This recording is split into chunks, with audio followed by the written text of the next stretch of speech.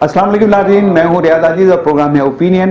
नाज़रीन, आज मेरे प्रोग्राम ओपिनियन में मेरे साथ मौजूद हैं ज़फ़र भट्ट साहब और उनके साथ मौजूद हैं इसाक चौधरी और सईद साहब। तीनों जर्नलिस्ट हैं, सीनियर जर्नलिस्ट हैं और तज्ज़ियाकार के तौर पर आम तौर से पेश होते हैं मुख्तलिफ चैनल्स पे। मैं आज इनसे बात करूँगा कि पाकिस्तान में जो सर्टिफिकेट बांटे जा रहे हैं, जो तरीक़ेकार है आजकल कि जो भी आइन की बात करे, जो भी दस्तूर की बात करे, वो गद्दार है। तो इस पे हम बात करते हैं कि ये क्या मामला है और ये कहाँ तक बात जाकर रुकेगी। अस्सलाम वालेकुम जनाब। आप लोग ज़फ़र भट्ट साहब, सबसे पहले आपसे, क्या आप समझते हैं कि ये गद्दारी के सर्टिफिकेट जो बांटे जा रहे हैं, इसके पीछे क्या एजेंडा क्या है, चाहते क्या हैं लोग? दरअसल आप जो बात कर रहे हैं, इसके पीछे जो एजेंडा है वो आपको कोई बयान नहीं करेगा।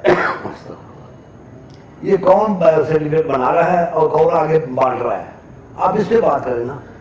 सर्टिफिकेट बना कौन रहा है, जो उनको देता है? मैं तो, मुझे तो मैसेंजर है बेचारे, ये तो आगे बांटने वाले हैं। नहीं तो कौन चले इसको इस तरह कर लेते, कौन बना कौन रहा है? ये बना रहे हैं जो आपकी हुकूमत चला रहे हैं, जिनको आप पिंडी वाले कहते हैं, वहां से बनते हैं। सारा कुछ उधर से बनता है। अच्छा, कोई आम आदमी किसी को गद्दार नहीं कह सकता, किसी की जरूरत नहीं है। ये तो एक सिपाही के सामने नहीं कर सकते जो आपको गद्दारी का सर्टिफिकेट दे रहे हैं। ये कौन है सारे जो गद्दारी का सर्टिफिकेट लेके आते हैं? अच्छा, ये इसाक चौधरी साहब, आप बताइए कि ये सिलसिला पाकिस्तान में कुछ नया नहीं है। हम देखते हैं फातिमा जिन्ना के दौर से और आज तक ये गद्दारी के सर्टिफिकेट बांटे जा रहे हैं और बकौल ज़फ़र भट्ट साहब के बनाए जा रहे हैं। ख़ास माइंडसेट इसको बनाता है और बांटता है फिर। तो ये इसका हतमी नतीजा क्या निकलेगा आपके ख्याल में? पाकिस्तान में जो पॉलिटिक्स है अब किस तरफ रुख इख्तियार कर रही है, ये किस तरफ जा रही है? देखिए जी, बात यह है कि ये जैसे आपने बताया कि ये सिलसिला बहुत पुराना है। ये मोहतरमा फातिमा जिन्ना जो मोहम्मद अली जिन्ना साहब, जिनको हम कहते हैं, उनकी जो बहन थी, जब उन्होंने इलेक्शन लड़ा तो उनके खिलाफ भी यही गद्दारी के सर्टिफिकेट जो है ना बांटे गए। उनको गद्दार कहा गया और इंडियन एजेंट कहा गया, अमेरिकन एजेंट कहा गया। उसके बाद ये सिलसिला जारी रहा। कुछ लोगों को मतलब अहम उहदों पे जो थे, मतलब प्रेसिडेंट या वो प्राइम मिनिस्टर के उहदों पे रहे, उनको भी यही सर्टिफिकेट दिए गए। और जैसा अभी मेरे दोस्त कह रहे थे कि ये बांटने वाले जो हैं वो तो एस्टेब्लिशमेंट की तरफ से ये सारा कुछ आया।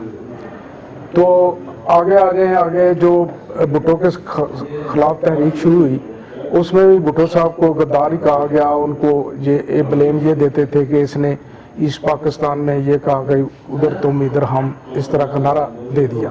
हालांकि वो पॉलिटिकल वो सारा था, मगर उसमें सबको पता है कि कैसे अयूब खान के बाद उसने टेक ओवर किया यहिया खान ने, और उसके बाद जो अवामी जो इतना वो दबाव था या अवामी जो शुरू हो चुका था, इसके बारे में भुट्टो ने जब पार्टी बनाई, फिर वो इलेक्शन भी जीते।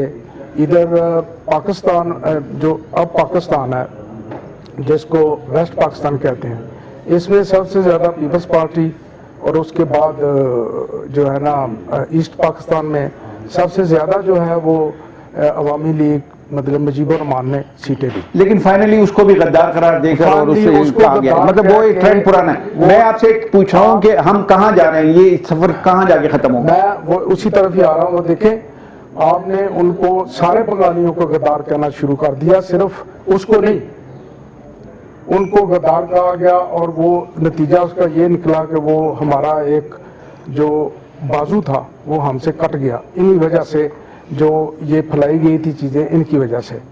नहीं तो वो जिन्होंने पाकिस्तान में पाकिस्तान बनने में सबसे ज़्यादा बंगालियों ने किरदार अदा किया था, नवाब सलीमुल्लाह वगैरह जो थे वो वही के उन्हों से।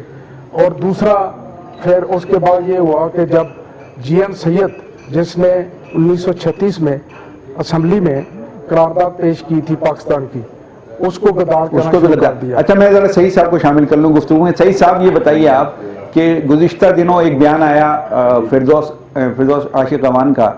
उन्होंने कहा कि ये गद्दारी के सर्टिफिकेट का मामला जो है बिल्कुल ऐसा है कि अपने अपने चूरन बेच रहे हैं और इससे एक तासुर मिला कि अमलन یہ بات ہے نہیں اس طرح جس طرح یہ پروٹیکٹ کی جا رہی ہے. یعنی یہ چورن بیچنا سیاست کا ایک نقطہ ہے. جس طرح عام سیاسی بات ہوتی ہے اس طرح کسی کو غدار قرار دینا ایک اس نے کہا کہ یہ چورن زیادہ بکتا ہے. اس کا کیا مطلب ہے؟ چورن زیادہ بکنے سے مراد یہ ہے، دیکھا جائے تو پاکستان کا جو ریئل کلچر ہے وہ پاکستان کے آئیڈیل کلچر سے کریش کرتا ہے. اس کی 2-3 مثالیں دیتا ہوں. مثال کے طور پر آپ کا آئیڈیل کلچر یہ کہتا ہے کہ کوئی بھی شخص ایک پارٹی چینج کر کے دوسری پارٹی میں جا سکتا ہے، لیکن آپ کا ریئل کلچر جو ہے وہ اس کو لوٹا قرار دیتا ہے. اسی طریقے سے اگر ہم اپنے آئیڈیل کلچر میں دیکھیں تو ایک کلاز ہے جو غدار کی وضاحت کرتی ہے آئین کے اندر، آرٹیکل 6.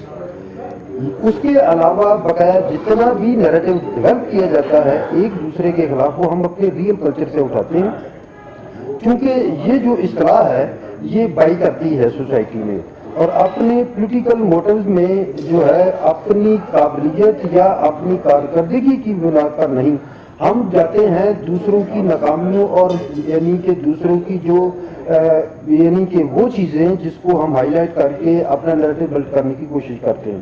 تو اس لیے ان کی بات میں وزن ہے کہ یہ جو ہم غداری کے سرٹیفکیٹ بناتے ہیں یہ سرٹیفکیٹ بنیادی طور پر ہمارے کلچر کے اندر یہ چیزیں پینیٹریٹڈ ہیں. ہمارا آئین میں نے پہلے بتا دیا کہ صرف ایک کلاس وضاحت کرتی ہے، اور اس آرٹیکل کے مطابق جب تک آپ آئین کو ایبروگیٹ نہیں کرتے، اور آئین کی ایبروگیشن کے حوالے سے اس کی تشریح جو ہے وہ سپریم کورٹ نے کرنی ہے. لہذا جو بھی شخص سپریم کورٹ کے علاوہ خواہ وہ پولیٹیکل پارٹی ہے، خواہ وہ اسٹیبلشمنٹ ہے، خواہ وہ کوئی بھی مکتب فکر ہے، جس کی طرف سے بھی لفظ غداری کی اصطلاح دوسروں کے لیے استعمال ہوتی ہے وہ بنیادی طور پر یعنی کہ ایک جس کو ملائم کہہ سکتے ہیں یا خام خواہ کی جو ہے وہ عام لوگ کو اپنی زبان میں جو ہے کوئی گالی کے طور پر استعمال کرتے ہیں. اس میں ایک نقصان بہت بڑا یہ ہو رہا ہے نا کہ جو پبلک ہے اس کے ذہن کو ملائن کر رہے ہیں آپ، اس کے ذہن سازی کر رہے ہیں کہ یا غدار ہے یا غدار نہیں ہے.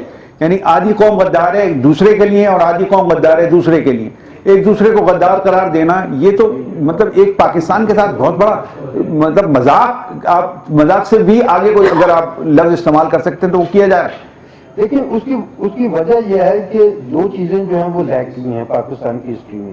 ایک ہمارا جو کانسٹیٹیوشنل ہسٹری ہے اگر ہم اس کا انالیسس کرتے ہیں تو 56 میں جا کر ہمارا آئین جو ہے وہ بنتا ہے، اور اس کے بعد پھر 1973 کی طرف چلا جاتا ہے معاملہ.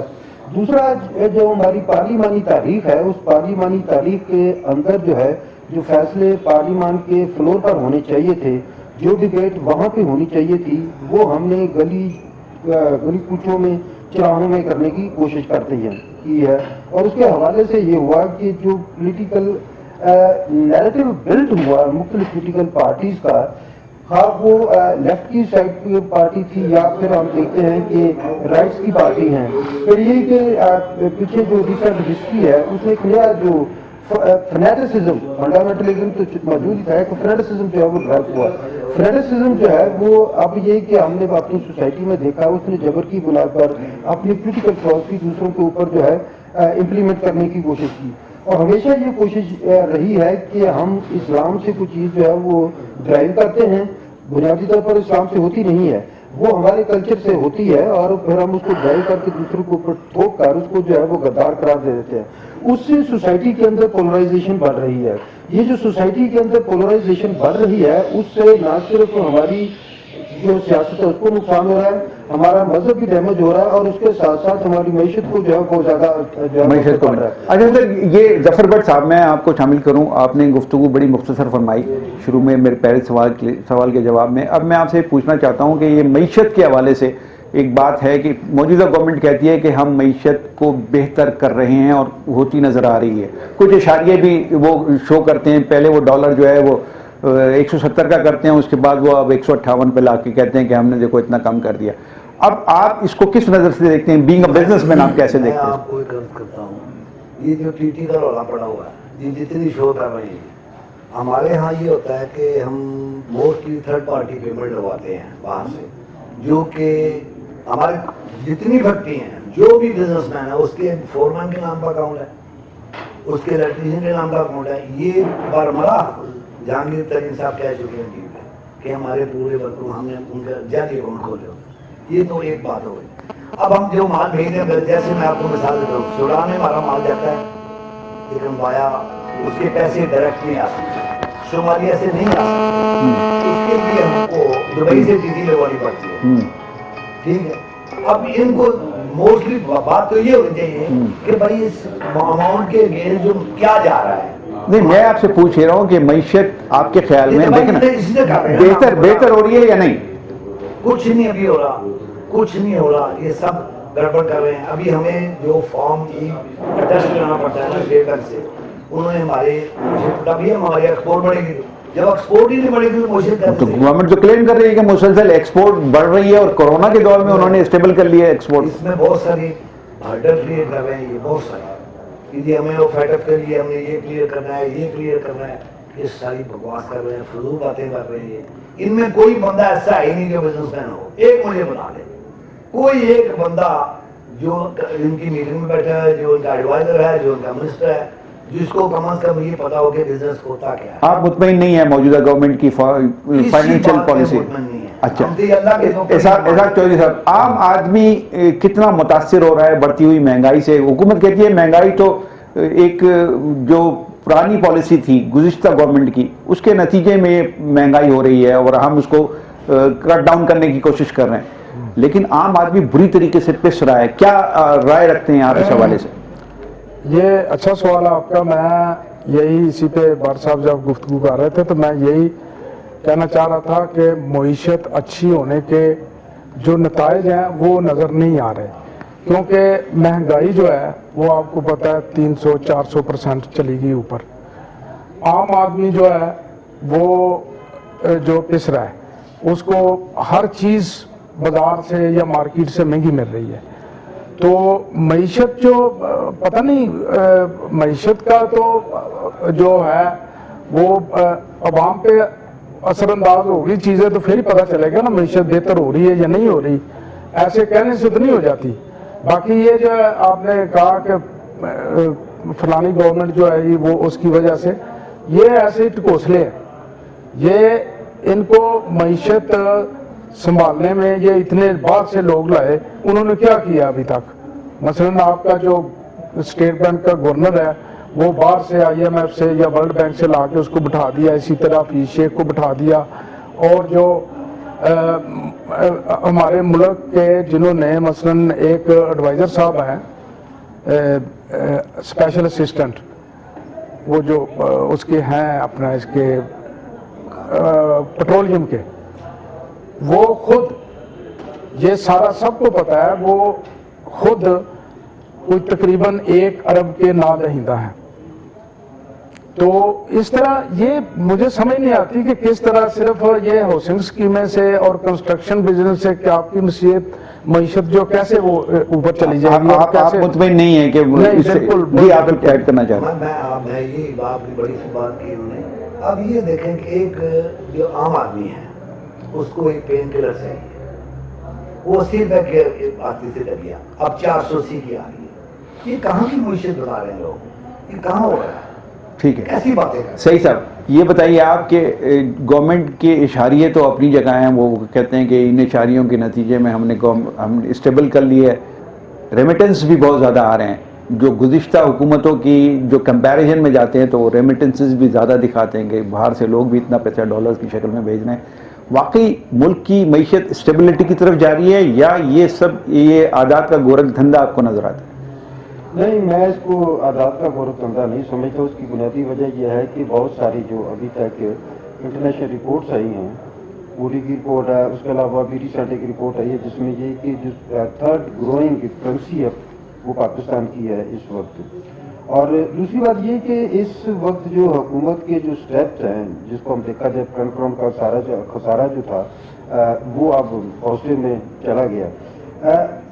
फिलहाल जो लग रहा है कि हुकूमत का ज्यादा जो फोकस है वो मैक्रो इकोनॉमी पे है, माइक्रो इकोनॉमी की तरफ जो है वो अभी यानी कि उसकी पेशरफ्त नहीं हुई। मैक्रो इकोनॉमी में ये कि जो इकोनॉमिक एक्टिविटी है मुल्क के अंदर उसको मैक्सिमाइज किया जाए, उसको जनरेट किया जाए, और उसके साथ साथ जो हमारी प्रोडक्ट्स हैं उनमें वैल्यू एडिशन की जाए ताकि एक्सपोर्ट है जो है نہیں یہ تو کیا جائے نا, یہ تو آپ کی خواہش ہے یا آپ سمجھتے کہ ایسا ہونا چاہیے, لیکن گورنمنٹ کر کیا رہی ہے وہ بتائیے نا. نہیں دیکھیں گورنمنٹ نے اب یہ دیکھیں, اب جیسے کنسٹرکشن انڈسٹری کے حوالے سے انہوں نے کہا کہ صرف کنسٹرکشن انڈسٹری چلا کر تو آپ ملک نہیں چلا سکتے نا, ملک کو بہتر نہیں کر سکتے, اس کی معیشت کو بہتر نہیں کر سکتے, تو آپ اس کے حوالے سے بتائیں. اس میں یہ کہ اس وقت چل رہا ہے کووڈ میں آپ نے جو ہے وہ جو کنسٹرکشن انڈسٹری جو ہے وہ اوپن کی, کنسٹرکشن انڈسٹری کے ساتھ ساتھ جو ہے وہ 39 اور بھی انڈسٹری جو ہے انوالو ہے. ایک تو بات یہ, اب دیکھنا یہ کہ بات ہوتی ہے کہ جو مہنگائی ہے وہ اس وقت اگر مثال کے طور پر لوگوں کی جو ہے بائنگ کیپیسٹی بڑھا دی جائے, بڑھ جائے, تو اسی کو جو اگر وہ چیزیں خریدنے کی صلاحیت ان کے اندر آ جاتی ہے تو ڈیفینیٹلی پھر مہنگائی نہیں رہتی. انفلیشن جو 12% پہ ہے, اس انفلیشن کو کنٹرول کرنے کے لیے جو میکرو اکانومی ہے, جس طریقے سے ابھی کنسٹرکشن کی بات کی ہے, اور پھر اس کے ساتھ جو حکومت نے بجلی پہ جو ریلیف دیا ہے اسمال انڈسٹری کو, اس کے وہ بھی ایک جو ہے اسمال انڈسٹری کے لیے جو ہے وہ قرضوں کی جو بات اس کا آغاز کر دیا گیا ہے. تو یہ جو جتنی آپ اکنامک ایکٹیویٹی کو بوئے کار لاتے ہیں تو ڈیفینیٹلی اکنامک آپ کی جنریٹ ہوتی ہے. پاکستان کا اب مسئلہ نہیں, مجھے پنچ لائن بتائیے نا, آپ اس گورنمنٹ کی اکنامک پالیسیز سے مطمئن ہیں؟ ڈیفینیٹلی ابھی تک جو جتنی بھی ان کی میکرو اکانومی کے حوالے سے پالیسیز سامنے آئی ہیں وہ تو ٹھیک ہے, ابھی مائکرو پہ ابھی رزلٹ سامنے نہیں ہے. اس کے حوالے سے جو انتظار ہے اگر 6 ماہ 5-6 ماہ میں اس کے حوالے سے اگر کوئی پیش رفت نہیں ہوتی تو پھر ہم نہیں سمجھتے کہ میکرو اکانومی جو ہے وہ مائکرو اکانومی کے حوالے کو جو ہے وہ کنورٹ کر کے, جو ٹرانسلیٹ کر کے پبلک کی ویلفیئر کو جو ہے وہ انشور کر رہی ہے. جی ظفر صاحب, آپ اس بات سے اتفاق کرتے ہیں؟ ان کی بات کر رہا تھا یہ جیسے نہیں, آپ ان کی بات سے اتفاق کرتے ہیں کہ نہیں کرتے ہیں؟ میں تھوڑا سا ان سے ایگری نہیں ہوں. آپ دیکھیں بات کر رہے ہیں کہ جو بھی ہے, اب میں بنیادی بات یہ کہ ہماری ایکسپورٹ کتنی ہے, ہم ایکسپورٹ کیا کر رہے ہیں. اس وقت پوری منڈی افریقہ کی یو ایس اے کی کھلی ہے ڈیو ٹو چائنا بند ہونے کی وجہ سے. ہمارے یہاں اتنے آرڈر ہیں آپ سوچ بھی نہیں سکتے. اب جو بجلی پہلے آ رہی تھی اب 10 گھنٹے 2 گھنٹے 4 گھنٹے کٹ آؤٹ کر کے پھر اس میں بھی تھوڑا سا خرابی کر رہے ہیں. مگر ہم نے تو کئی سورس لگائے ہوئے ہیں, جنریٹر لگے ہوئے ہیں, گیس کے سورسز وہ کام چل رہا ہے. دیکھ رہے ہیں کہ اس ایکسپورٹ کے لیے انہوں نے کیا اقدامات کیے. نہیں, اگر صحیح صاحب کی بات کو درست تسلیم کر لیا جائے تو اس کا مطلب ہے کہ نون لیگ کی گورنمنٹ یا پیپلز پارٹی, نون لیگ خود اور پیپلز پارٹی, ان کے اپنے دور میں کیا ہوا, آج جو ان کا ایجنڈا ہے کیا پولیٹیکل ایجنڈا ہے, وہ صرف پولیٹیکل وکٹمائزیشن کر رہے ہیں, ان کے پاس ہے کچھ کہنے کو نہیں ہے. سر اسحاق صاحب, میرا خیال ہے یہ تو دیکھیں نا, جیسے یہ موجودہ گورنمنٹ جو ہے پچھلی گورنمنٹوں پہ ڈال دیتی ہے. اب جب ان کے پاس ایجنڈے تو اپنے منشور میں انہوں نے رکھا ہوا ہے کہ ہم اکانومی کو ایسے بوسٹ اپ کریں گے, یہ کریں گے, وہ کریں گے, مگر ان کو آنے سے پہلے ہم کیسے کہہ سکتے ہیں کہ ان کے پاس کچھ نہیں ہے یا کیا ہے. میرا خیال ہے کہ یہ جو جیسے سعید نے کہا کہ یہ تو ابھی اگر مائکرو اکانومی یا میکرو اکانومی کی طرف جانا بھی ہے تو وہ تو کافی دیر لگے گی, ابھی کافی دیر اتنی جلدی نہیں ہوگی. لیکن اس میں صحیح صاحب ایک بڑا اہم نقطہ یہ ہے کہ پبلک جو ہے اس کی طرف سے بڑا فرسٹریشن کا مظاہرہ کیا جا رہا ہے. وہ اس چیز کو قبول کرنے کے لیے تیار نہیں ہے کہ ہم اس آزاد کے گورکھ دھندے کا لفظ میں نے استعمال کیا تھا, وہ میں نے اس لیے کیا تھا پبلک کی طرف سے. وہ یہ کہتے ہیں کہ ہمیں کیا ریلیف مل رہا ہے, ایک روٹی ایک نان 8 روپے کا تھا, آج وہ 15 روپے کا ہے. روٹی 7 روپے کی تھی, آج وہ 12 روپے 10 روپے کی ہے.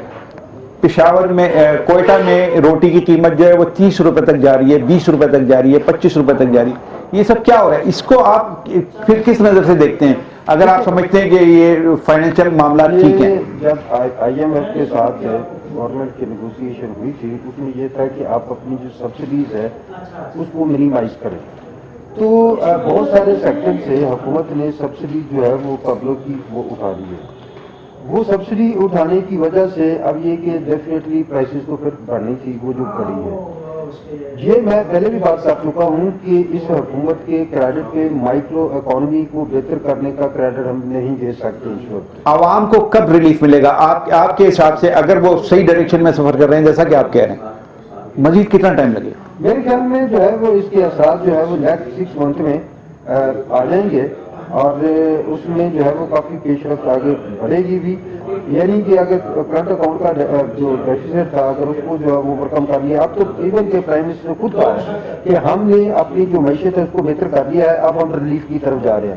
اگر وہ ریلیف کے 6 ماہ میں لوگوں کو نظر نہیں آتا تو پھر یہی کہ پی ٹی آئی کی جو حکومت ہے وہ اپنے مستقبل کو جو ہے وہ پھر سنبھال کے رکھے کہ اس نے کرنا کیا ہے. پھر جو پولیٹیکل آگے چل کے ایکٹیویٹیز ہوں گی وہ ان کی معیشت کے اوپر جو ہے وہ ساری گیم چلی جائے گی, اور نہ کہ جو ہے وہ اب ان کی یعنی کہ پولیٹیکل جو اپنے منشور ہے وہ تمام چیزیں وہ سیٹ سائڈ ہو جائیں گی. اکانومی کے اوپر جو ہے وہ سارا آگے چل کے جو ہے وہ معاملہ تمام پولیٹیکل پارٹیز کھیلیں گی. یہ 6 ماہ جو ہے ان کے پاس ہیں, اگر یہ اپنی مائکرو اکانومی کو بہتر کر سکتے ہیں تو ٹھیک, ادروائز ان کی حکومت کے لیے بہت زیادہ خطرہ. اب میں آخری بات آپ لوگوں سے پوچھنا چاہتا ہوں, پولیٹیکل سچویشن جو ڈیولپ ہو رہی ہے, مریم نواز کا گزشتہ دنوں ایک انٹرویو تھا, اس کے اندر انہوں نے کہا کہ ہم فوج سے بات کر سکتے ہیں لیکن ہم وہ آئین کے دائرے میں کریں گے. سر پہلے ظفر صاحب آپ بتا دیجیے کہ اس کا کیا مقصد ہے. پہلے آپ کہتے ہیں کہ ہم فوج سے بات نہیں کریں گے, پھر آپ کہتے ہیں ہم فوج سے بات کریں گے, اس کا کیا مطلب؟ یہ باتیں بہت اوپر والی سیاسی باتیں ہیں, ہم یہ نہیں بتا سکیں کہ اس نے یہ کیا کہا ہے. نہیں, ہمارے نزدیک یہ ہے, اپنا اپنا رستہ, آپ کا تجزیہ کیا ہے؟ اپنا اپنا رستہ نکال رہے ہیں, فوج سے دوبارہ کو فوج سے الائن کرنے سبھی اپنا اپنا رستہ نکال رہے ہیں. اچھا جناب. مریم بی بی نے صرف یہ نہیں کہا, اس نے کچھ اور بات بھی کہی ہے. اس نے کہا ہے کہ اگر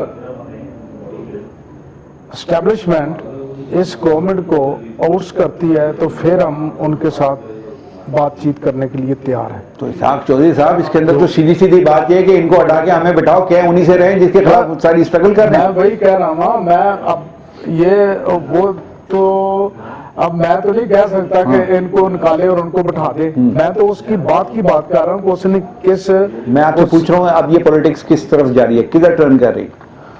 پولیٹکس جو ہے میرا خیال ہے کہ جس طرح انہوں نے کہا کہ وہ اگر اکانومی ان سے درست نہ ہوگی, اکانومی مطلب درست کرنے کا مطلب یہ نہیں کہ آپ سرمایہ دار کتنے ہیں, چھوٹے بزنس مین کتنے ہیں کہ آپ ان کو ریلیف دے دیں. You are not getting my point. میں پوچھ آپ سے یہ رہا ہوں کہ اب نون لیگ کی سیاست کدھر جاری ہے؟ پہلے کہتے تھے بات نہیں کریں گے, اب کہہ رہے ہیں بات کریں گے.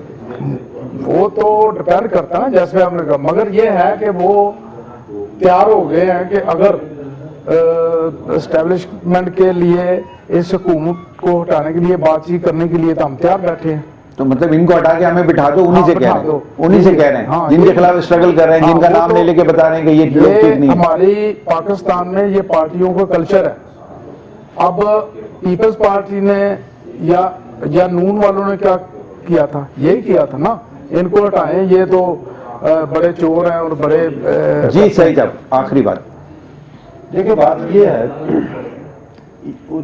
مریم بی بی کی اس اسٹیٹمنٹ سے یہ ثابت جو ہے وہ ہو چکا کہ جو نیریٹو نواز شریف نے بلڈ کیا تھا فوج کے خلاف, اس نیریٹو سے وہ پیچھے ہٹ گئے. ایک بات تو یہ اب طے ہوگی. دوسری بات یہ کہ موجودہ حکومت کو نکالا جائے تو پھر ہم آپ سے بات کرتے ہیں.